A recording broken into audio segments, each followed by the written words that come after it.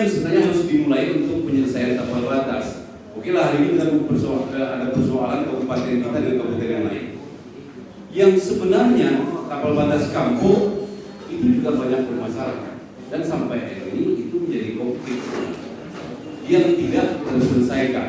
Maka di samping tapal batas sebenarnya hutan lindung juga menjadi masalah di kabupaten Aceh. Menjadi masalah sehingga banyak fasilitas umum yang dibutuhkan rakyat tidak dapat terbangun akibat statusnya masih hutan lindung. Nah, ini sebenarnya menjadi agenda ke depan sebenarnya dari pemerintahan Kabupaten Aceh Tengah. Bagaimana mengalihfungsikan hutan lindung itu ke daerah. Contoh terdekat misalkan kuburan kebet ini yang ada ke laut. Itu hutan lindung.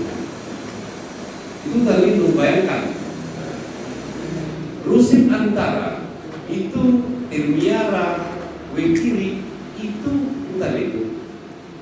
Kita berjalan dari sini ke Pamar, 2 kilo kanan, 1 kilo kiri itu hutan lindung selainnya. Tapi kan digarap oleh masyarakat. Maka apakah hanya persoalan kita hari ini hanya sebatas tapal batas? Tidak sebenarnya.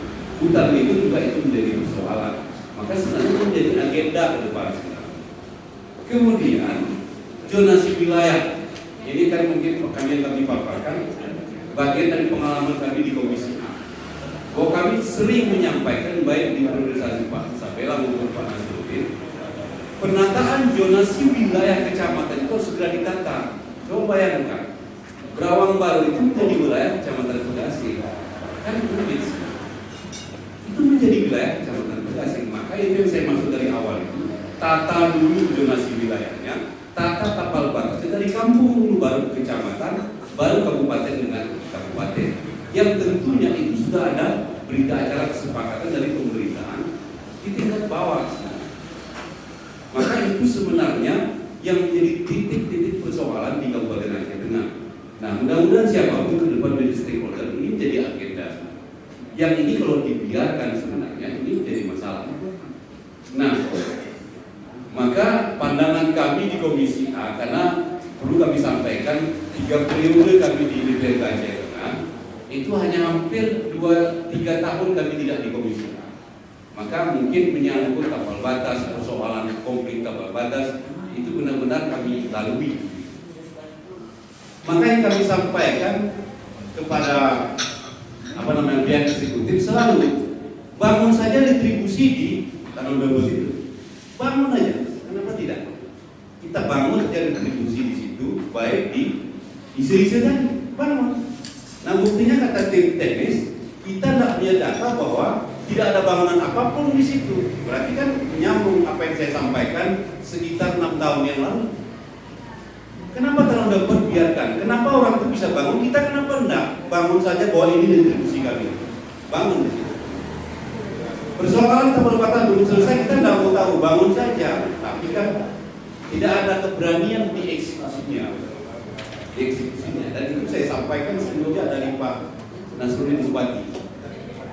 Ya, ini menjadi persoalan yang berkonflik. Dan tidak ada penyelesaian. Nah, dan Raya berani membangun tapal batas tanpa jelas ada penetapan kesepakatan tapal batas itu, tapi mereka berani membangun itu. Kenapa kita tidak sih?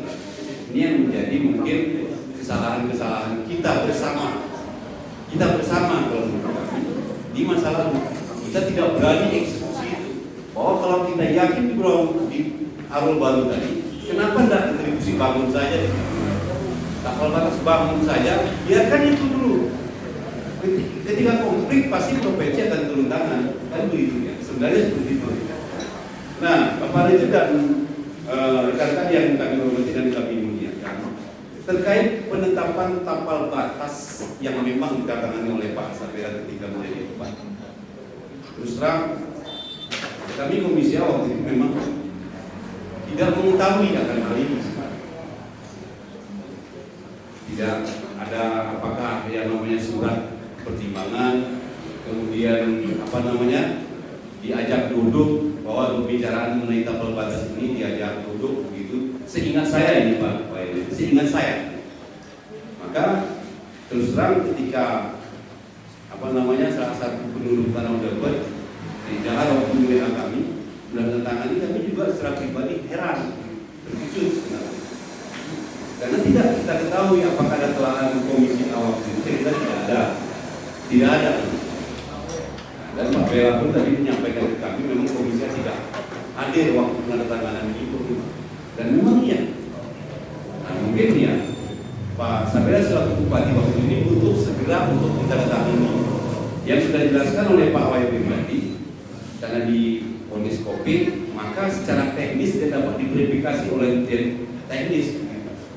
Nah, maka saya kira Bapak Rege dan rekan-rekan yang hadir hari ini, Pak Sabera waktu sebagai Bupati sudah menandatangani, berita acara sudah ada, dan secara teknis siapa yang disalahkan? Ya, kalau saya tim teknis.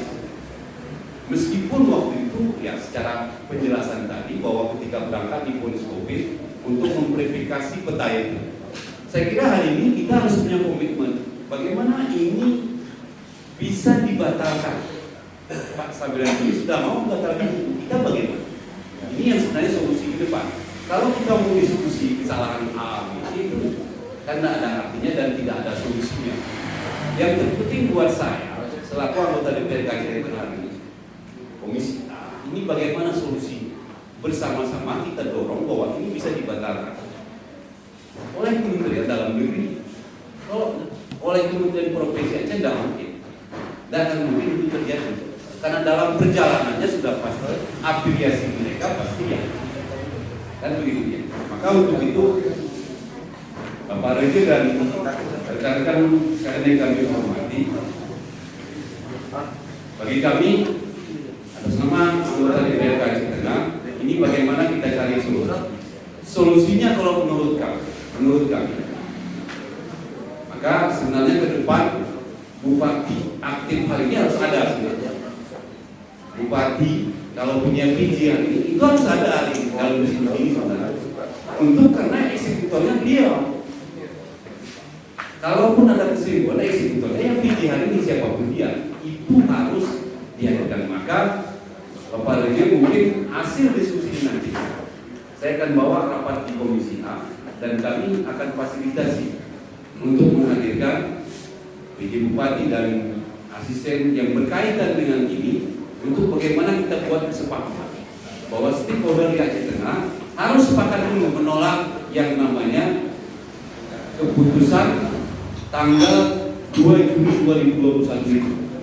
Kita tolak bersama dulu seluruhnya. Tidak boleh, ya untuk Nagan Raya ini tidak boleh hanya DPR, tidak boleh hanya pihak eksekutif, namun secara bersama-sama ini tolak terhadap keputusan penetapan tapal batas untuk Aceh Tengah Nagan Raya. Karena Pak Bela harus setuju. Itu aja dulu yang harus kita bukan di tingkat Kabupaten Aceh Tengah. Barulah nanti melalui fasilitasi pihak eksekutif dan legislatif kita akan fasilitasi itu ke Kemendagri, Kementerian Dalam Negeri. Saya kira langkah-langkah itu yang harus kita lakukan dan secara bertahap. Saya kira itu dari kami. Sedikit waktu dan itu yang mungkin dapat kami sampaikan hari ini dan kami ucapkan terima kasih kepada saudara. Assalamualaikum warahmatullahi wabarakatuh. Atas nama Putra KPD 3, saya Samsudin GPD hari ini menjabat anggota DPR KJR Tengah di Komisi A menolak surat kesepahaman tentang tapal batas Aceh Tengah Gunung Muria yang ditandatangani pada tanggal 2 Juni 2021. Itu kami tolak keras. Nagan Raya, oke, itu kita tolak. Maka setelah diskusi ini saya pastikan ini akan kami bahas di Komisi A. Akan kami bahas di Komisi A dan rapat Komisi A. Maka setelahnya kami akan mengundang seluruh yang berkaitan dengan tapal batas ini. Jadi Pak Rege, tadi ada sejarah, mohon dicatat semua. Kumpulkan bukti dan fakta bahwa kita punya bukti batas Aceh Tengah dengan Naga Raya itu di Arul Baru. Jadi cerita Bapak mohon dituangkan ke dalam tulisan atau ada bukti-bukti yang lain. Maka kami akan mengundang nanti rejim di Kecamatan Cerak Seluan. Juga Bapak Camat dan SKPK terkait ini. Nanti kita akan sepakati dan sepahami bahwa kita bersama menolak ini. Kita bersama menolak ini. Dan nanti TNS kita akan bersama-sama bagaimana ini kita sampaikan ke Kementerian Dalam Negeri secara tertulis. Namun sekali lagi Bapak Pak Raja kumpulkan bukti dan data karena sim tubuh silasi sim sudah silagi. Ya, Assalamualaikum warahmatullahi wabarakatuh.